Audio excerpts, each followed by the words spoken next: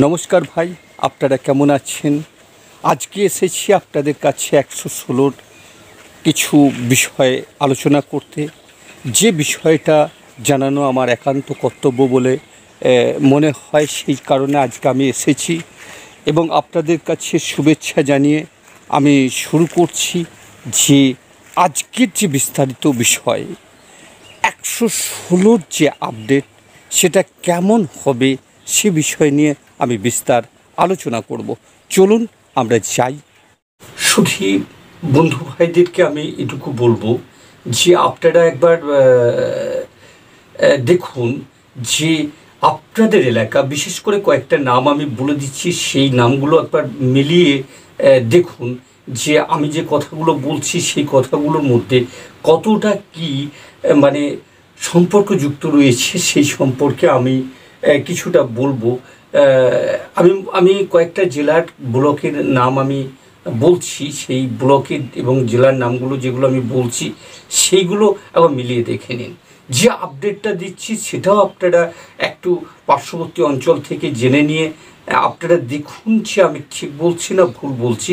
আমি যেটা বলছি সেটা হচ্ছে যে কোতুলপুর, ইন্দাস, বাঁকুড়া, তারপরে হচ্ছে যে খণ্ডঘোষ থানা, তারপর হচ্ছে বর্ধমান ভাতার এরুয়ার, তারপরে মঙ্গলকোট, নানুর। এই যে জায়গাগুলো আমি নাম বললাম, এই জায়গাগুলোয় আপনারা দেখুন যে কিছুদিন আগে ইলেকট্রিক ডিপার্টমেন্ট বা অন্যান্য ডিপার্টমেন্টরা তারা বিভিন্ন ধরনের নোটিশ জারি করেছে। কে কতটা পেয়েছে, কবে পেয়েছে, সে সম্পর্কে আপনারা যদি একটু দেখেন তাহলে আপনারা দেখতে পাবেন এই বিষয়টা। সেই বিষয়ে কি বলা হয়েছে যে যারা সাবমার্সিবল রয়েছে বা যার জমির উপরে সাবমার্সিবল রয়েছে, সেই জমিটা রাজ্য সরকার বা কেন্দ্রীয় সরকার যখন অ্যাকোয়ার করতে আসছে তখন তাকে স্পষ্ট ভাষায় জানিয়ে দেওয়া হয়েছে যে তুমি চাষ করো না, কেননা তোমার যে সাবমার্সিবলটা, সেই সাবমার্সিবলের পর্যাপ্ত পরিমাণে অর্থ তোমাকে দিয়ে দেওয়া হবে, তুমি সাবমার্সিবলটা বন্ধ করো, অন্যান্য পাইপপত্র যা আছে সব কিছু তুলে নাও। এটা কিন্তু আমি বলছি না, এটা একটা নোটিশে বলছে বা নোটিফিকেশন জারি করেছে, সেই নোটিফিকেশন অনুসারে তারা বলা বলি করছে। দয়া করে আমার কথাটা যদি আপনাদের বিশ্বাস না হয় তাহলে আপনারা অবশ্যই এই যে জায়গাগুলোর আমরা নাম করলাম সেইগুলার সেই অঞ্চলগুলোর সেই ব্লকগুলোর মধ্যে আপনারা যান এবং যারই সাবমার্সিবল এই রাস্তার উপরে পড়েছে তাদের এই নোটিশটা গিয়েছে কিনা একটু দেখে নেবেন। কেননা আমরা যে আপডেটটা দেওয়ার জন্য এসেছি সে আপডেটটা ক্ষুদ্র নয়, একটা বড় আপডেট আমরা দিতে চললাম।